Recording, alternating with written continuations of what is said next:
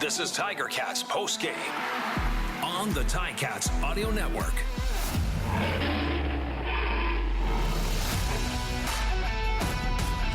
The end of the season is never easy, always difficult. The faces of the Tiger Cats players after this 28-17 defeat, something that will hurt your heart. What a rally it's been for the Tiger Cats in the second half of the season, and an even better rally in the second half. They do come up short. Bubba O'Neill, Andy Fantuz. 28-17, the Alouettes win. The Tiger Cats season is over. Partner, couple of thoughts early. Well, just disappointing showing. They kind of got punched in the mouth right at the start of the game and just couldn't recover. The Ticats had a great response coming out of halftime in the third quarter, offensively and defensively. The Alouettes only had 24 yards passing in the second half after 219 in the first half. They only had 14 rushing yards in the second half, up to the point where Jones got his second interception on that corner route to Tim White, and then the rushing game really took over and sealed the victory. But Matthew Schultz came in and gave it a bit of a different dynamic, spread the ball around a bit more, but he missed a couple key throws, both on corner routes. One to Anthony Johnson. He had him in cover zero and just threw it a little bit outside of his reach, and then he underthrew Tim White by at least 5 yards on that second interception. And it was just a situation where at 22-6, you can't. It was too little, too late. You can't afford those mistakes. Maybe if that happened earlier in the game, they could have rebounded from it, but in a situation where you just need it to be perfect, those minor things end up coming up big, and you got to give Montreal credit. I mean, the game plan they had worked to perfection. They got the ball out of Trevor Harris's hands early on offense, distributed it to a bunch of different receivers, and contribution was coming from everywhere. On defense, they controlled the line of scrimmage. They put a lot of pressure on the quarterbacks. There wasn't a lot of running from Hamilton, and that could be because they were loading the box. There were 6 sacks against the Hamilton quarterbacks, and that running game wasn't existent, like I said. So just, I guess, trying to deter Hamilton from trying to run the ball and get pressure at the same time really worked, and their defensive backs were up to the challenge overall against the Hamilton receivers. Guys, here's what we're going to do here for our Tiger Cats post-game. We will review Andy's Car-Star keys to the victory. Coach O will join us on the broadcast along with a player we hope to be Tim White, a performer of the game. We will announce him. And then, of course, we will bring in the guys from the broadcast booth, go 4 wide for our season-ending conversation on what has been just a wild season for the Tiger Cats, and sort of ends with that little bit of the salt on the wound. So, Andy, without further ado, your Car-Star keys to the victory review. Well, number one was stop the run, and that they did not do that. In the first half, 57 rushing yards, but really only the 6 attempts. So when the Alouettes did want to run the ball, they were able to. In the second half, they came out and totally stifled that for 2/3 of that second half. But once that final interception to Jones happened, then they just weren't able to stop the run, and the Alouettes ended up racking up 145 rushing yards on the game to Hamilton's 37, which you would have never expected going into this game.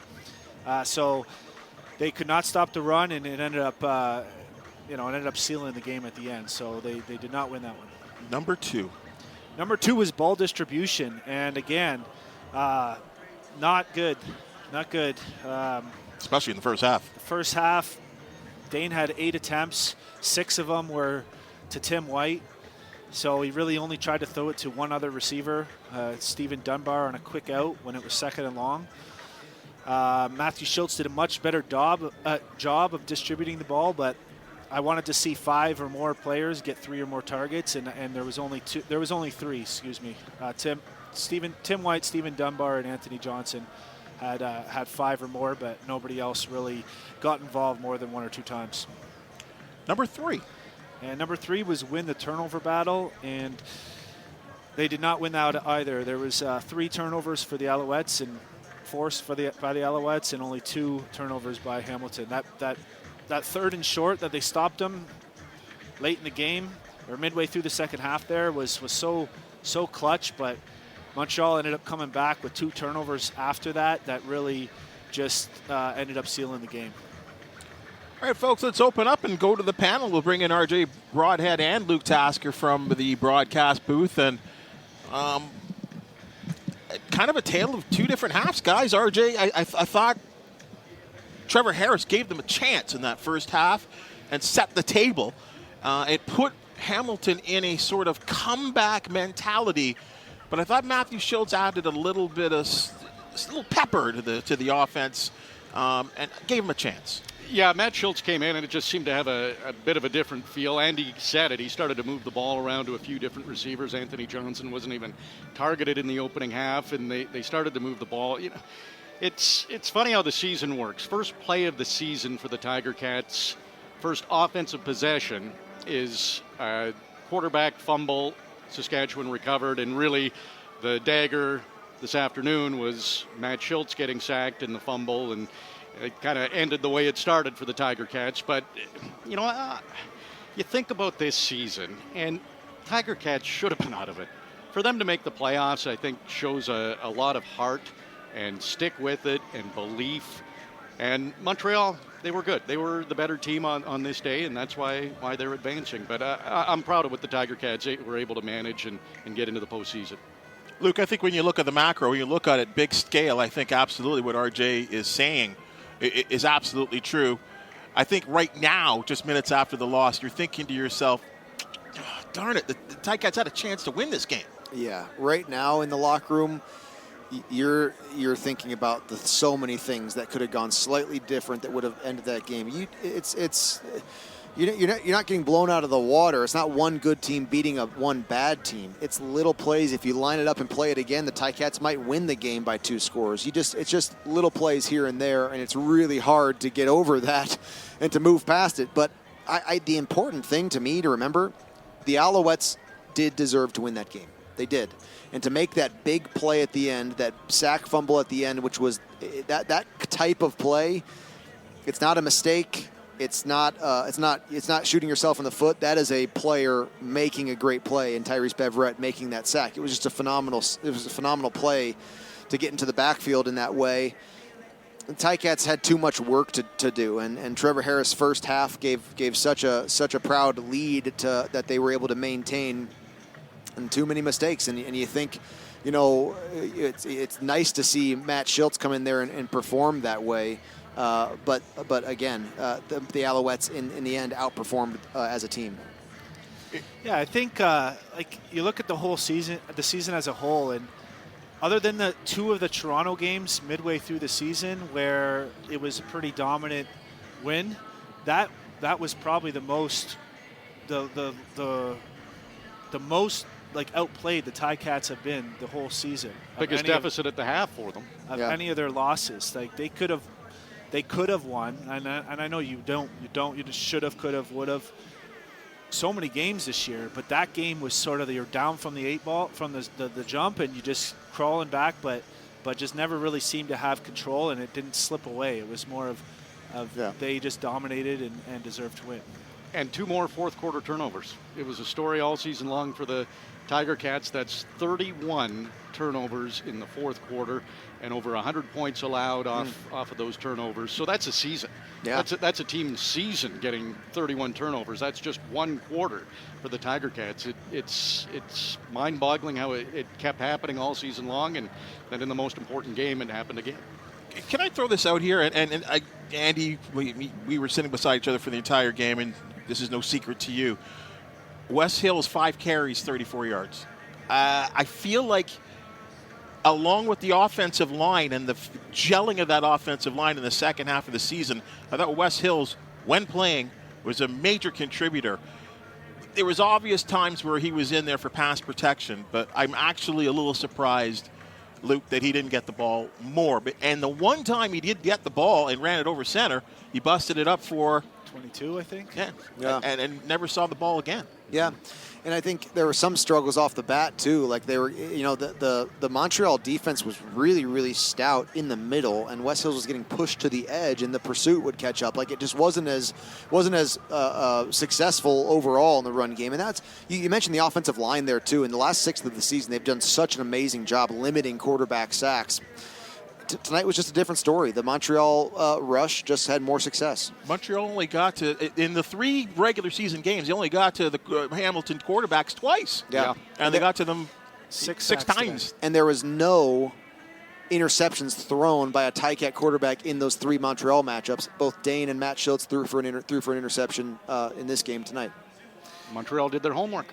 Yeah, well, you think if Montreal is loading the box and continues to bring the blitz, cover 0 or blitzing up the middle, maybe that deters some of the called runs.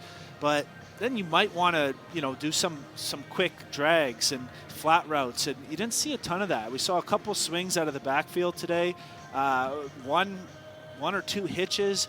But you'd think you'd get a lot more of that if you're seeing a lot of blitz. You kind of want to throw into the blitz with the quick throws, and it seemed like they were just trying to throw downfield a lot and ended up holding onto the ball and weren't able to connect on those, and resulting in sacks.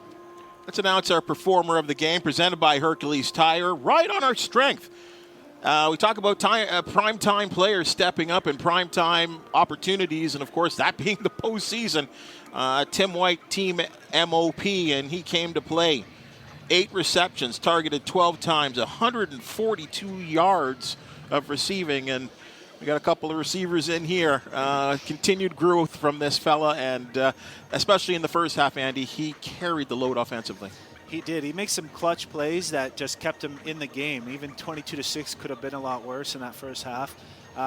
There were 2 interceptions thrown his direction, but neither of them, I would say, were his fault. Both times were thrown way too inside or way underthrown. So, he's a playmaker. He's a stud. He's got a lot of room to grow as well. And I look forward to seeing his, how he treats this offseason and comes back next year and see what he can do, because I think this kid has a bright future. Luke, your thoughts? Yep, I was impressed with him pretty much all season, and he was, one thing that he did well was stay available too, and he was able to maintain as a part of the lineup and for pretty much the entire season, and really impressed with the big plays that he made. And then it's great to see a young guy like him have a huge game at the huge moment, and today he was ready to make all the plays that came his way. Let's go down to the locker room and connect with Tim White. This exclusive post-game interview is presented by Access Storage. Tim, I know you put up the big numbers, and I know you talked about this with the media earlier in the week, that you were, on a personal note, looking for respect and want to get your name etched amongst the best in the Canadian Football League. You've certainly done that this season. Just a little bit on maybe the disappointment of today's loss. Yeah, definitely disappointed. It's a tough battle, but that's some of the things that we have to face. You want a better outcome, but we didn't get that today. Tim, you must have been expecting Montreal pressure. I saw a lot of times an extra receiver was coming into the pass protection, a bomber, if you will. But the Ticats still couldn't really handle that. Can you just speak on the game plan by the Alouettes defense and how it disrupted the rhythm of the offense for you guys? Yeah, no, they definitely did a great job continuing to get pressure on our quarterbacks. And, that's one thing we tried to prevent. And, they did a great job. I mean, all hats to them. Tim, your great season. Congratulations on being an all-star MOP and the good work that you've done individually. And I know it's fresh and the season's just ended, but what's your expectation of yourself as you enter the offseason? Continue to excel. There's a lot of things that I have to work on, a lot of things I can get better in, and just really setting the tone for my team and everything. So just have a lot of work to do. Tim, just wondering if there's a point in the game where you can look back and it's kind of the turning point. Do you feel? I know you probably don't want to watch tape, but when you think about it in your mind right now, was there a moment that you saw the tide turning? Yeah, no question. I think our offense started moving the ball coming out of the half, and that was one of the great things that we did. And we stayed together as a unit. I think that was one of the most important things, and just having trust with each individual guy that's in the huddle to make plays. And, we came up short, but we stayed together. Tim White, thank you so much. I know these are tough times right now at the conclusion of a season, and as all the guys here said, magnificent season, taking from what you did in season 1 to season 2, and I'm telling you, Tiger Town are certainly looking forward to seeing what you pull off in season 3. Thank you so much for joining us. Yes, thank you. Appreciate it. Thank you for having me. Tim White, our performer of the game, presented by Hercules Tire. Right on our strength, guys. 8 receptions, 12 targets, 142 yards, 69 courtesy of the Yak yards, 17.8 a reception, and his longest goes for 36. I think an opportunity, guys, and I'll start with you, Luke, here, going around the horn. It won't be long. As we know, these guys, footballers, the coaches, the general managers, they'll hurt for a little bit on this one, and then they start looking at 2023. What needs to change? I mean, and I know it's fresh, as you said. What needs to be better in 2023? Yeah, well, it's great to see Tim White finish the year the way that he did, and because you're going to need experience in the wide receiver core going forward. They didn't have a lot of that, and the loss of Braylon Addison earlier this season is still on my mind as one of the biggest losses that they had during the year. He's a all-star player. When he's at his best, he's an outright all-star, and they didn't have that veteran leadership in that core. I think that the Ticats have got to figure out a way to find consistency at the quarterback position. If it's Dane, if it's Matt Schultz, if it's another guy, it's just been an ongoing story for year after year with the Ticats. And if they can go into 2023, that not being the case, I'd be interested to see if that takes a different turn, especially in the first half of the season. But we'll see. And of course, there's a long off season to go. I was really, really impressed with the Ticats defense this year, and so some of what you need to do is retention, and free agency retention, and see what you come out with. But you do have leadership on the defensive side of the ball, especially. And for me, I am a trust in Orlando Steinauer guy. I think that he absolutely is going to be a Grey Cup winning head coach. And this year it seemed like there was just too much adversity time and again. And, you overcome one thing and then the next thing pops up, whether it was injuries or whether it was, bad bounce type of things, whatever. It just was too much to be Grey Cup champions this year. But I think that we're going to see that in Hamilton in the years to come. To back that up, Braylon Addison wound up as the Tiger Cats' third leading receiver, and he missed all that time. So wow. You just think about what could have been. He put up big numbers before he got hurt, and that didn't get talked about probably as much as we could have. That is a massive piece missing on offense, and when he was there, managed 433 yards in a small amount of time this season. Right back to the locker room. Time to check in with Coach Orlando Steinauer, presented by Access Storage. And, Coach, these situations are never easy, as you well know, as a player and a coach. The end of a season, it's just so sudden. Just looking forward and looking back a little bit there, got to be happy with your defensive performance in the second half, and even the offense picked things up to make this one a little closer than we might have expected after 30 minutes of football. Well, I was definitely proud of our effort, and less than excited about our execution, but we definitely picked it up on defense as far as not letting them on the scoreboard, and then we were able to put a touchdown on. So it made it a football game, and then just the other opportunities we weren't able to capitalize. Coach, I think coming into this game, the way the Ticats finished the last third of the season, nobody really would have expected only 8 rush attempts. But you saw a ton of pressure by that Montreal defensive side. Is that what kind of deterred the running game? And can you just speak a bit on that matchup? Well, they were giving us quite a bit of 7-up. So meaning they had a bunch of people on the line of scrimmage. They did a nice job of mixing things up. When you try to run the ball into a cover 0 look, it usually doesn't bode well. But that's kind of what the game presented. yeah, but as far as through the last third, just proud of our effort. Just we didn't execute well enough to advance in the playoffs today. Hey, it's RJ. I know we've talked a lot throughout the season, and it seems right from game one, everything was a battle, was work, but you still made it to the playoffs. You never wavered. The players never wavered. Everybody believed that you could get into the postseason. What does that say about your team? Yeah, I think it just speaks to the character of everybody, and I just credit the coaching staff and the whole organization just for not quitting. Like, there wasn't a piece of adversity we didn't go through, and we found a way to persevere through it. And so we expected to come out here and win, though. We did grind to get to the situation that we're in today, and you hope to capitalize on those, and we just weren't able to do that. Coach, the quarterback change, was that just something to get a different look, get a spark? That's all. It was just a spark, and we were going to give Dane that there in the offense in the second. It wasn't anything that was terribly done by him, and we said that to him. It was just trying to get a spark, not leaving any bullets in the gun, and that was it. Coach Orlando Sire, thank you so much all season long. Whether it's a win or a loss, you always here to chat with us and talk to Tiger Town, and certainly I know all from the fans. Thank you so much for a great season. Didn't think you'd get into the postseason, but you certainly did the job and got in there. So I know this one stings and lots of work to do for 2023. But again, from all of us here, thank you so much for joining us.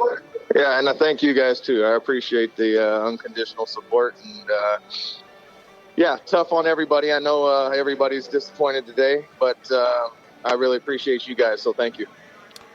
Coach O, presented by Access Storage. Thank you so much. Well, let's continue the conversation for 2023. Andy, we left off with you here. Well, I kind of also piggyback on Luke there. You kind of nailed most of the points I would have talked about. You go through different parts of the season, and so if I look at the first half of the season, the O-line had a lot of injuries, but just a lot of sacks against, a lot of pressure, the complete lack of any run game. But that really turned around with the addition of David Beard and Colin Kelly and the emergence of Tyrone Riley. I think that's a core that you can ride with next year. The receiving core was, to me, the biggest biggest position group that needs attention. And Braylon Addison would have made it a completely different look receiving core. But next year, you got to have Stephen Dunbar and Tim White elevate their game to another level. You got to have guys like Tyler Chanowski and Anthony Johnson develop from a sporadic contributor to a consistent playmaker, and maybe bring in a couple new guys to compete with that. You love the defensive side. You love the secondary, the way they play together, the consistency amongst that group, and the linebacking core, the special teams core. To echo Luke, and then that quarterback talk, I don't know the answer to that. I don't know if you bring in both the same guys to compete, or if you go out and find somebody new again. I think the organization is behind Dane Evans and Matthew Schultz. Injuries doesn't help. It's a hard one there. Yeah, you're right, Andy. And there's certainly questions going into this offseason at that position, but we all know Dane. We all got to know Matt Schultz. They're competitors. I just feel that this is going to motivate them more than ever to come back next season. And let's keep in mind, 2023 is a Grey Cup hosting season for the Hamilton Tiger Cats. Great point. So we know those in charge. Probably it starts tomorrow. Changes, additions, whatever needs to be improved to be in the game, the big game in Hamilton in 2023 for the Grey Cup. So I think that adds a little bit to the pot too. So they're going to do what they need to do to be a championship team and get that first Grey Cup since 1999. And I do like the coaching staff. Luke talked about Coach O. You look across the board, though, the coordinator, Mark Washington, Craig Butler's group. Tommy Condell had a little bit of an off year, I think, this year, but he's proven that he can get the job done. So I definitely don't want to see any big changes with Orlando. I think I think you need consistency there, right? You don't want to be messing it up, right? Install a culture. Got one of the best coaches culture. in the CFL. He's the guy. Yeah, and that really goes top down. You heard RJ say, Bob Young, Scott Mitchell, Matt Afnick, like world-class organization here, and I think Coach Orlando Steinhauer fits right into that. So, they're close. They're close. Yeah, there's no doubt. I mean, and I think you certainly look at that quarterback position as, I don't know, maybe it is an open competition. As you said, maybe there's a bowl leave. I'm just throwing things out right now. Anything. I'm speculating. Who, Bubba? I don't know.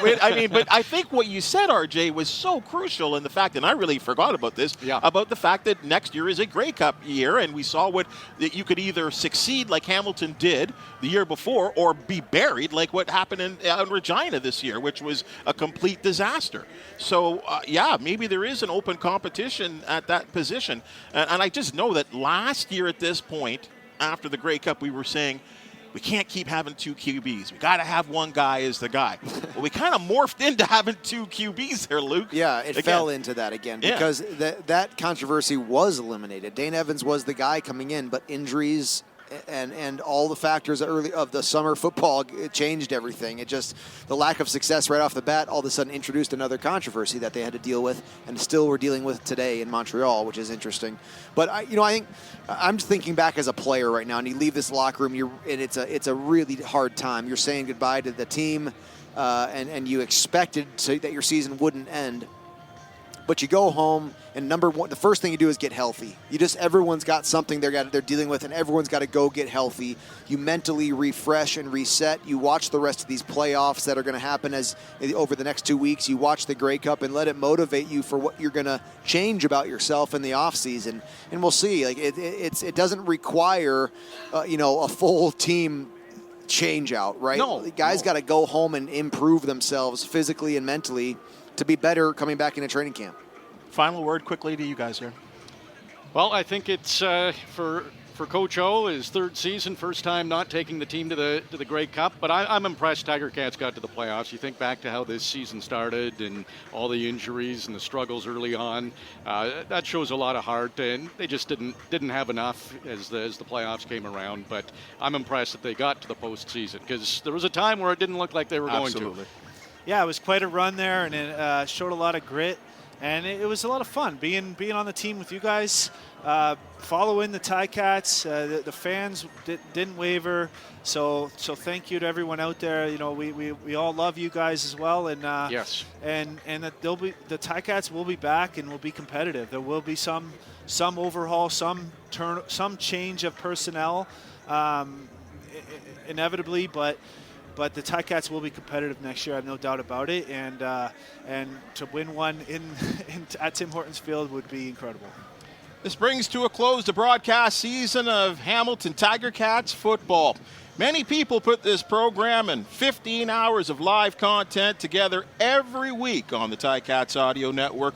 We thank them, but most importantly, we want to thank our radio affiliates and you for turning in and downloading our content. We will be here next week with more and content and right up to the Grey Cup and beyond. Good afternoon from all of us at the Tiger Cats Audio Network, and certainly on a personal note, I want to say thank you to my broadcast partners, Andy, Luke, Courtney, RJ, Mike Daly, and producer Peter McEwen. Of course, you guys certainly inspire me. You make me better. You get me fired up for football, and it's always a sad thing because at the end of the season, it's so immediate.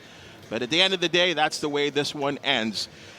Montreal Alouettes are off to the East Final. They will meet in Toronto next Sunday. They defeat the Hamilton Tiger Cats 28-17. For the entire crew and the many hands that put together this broadcast, thank you so much, and we will see you next season.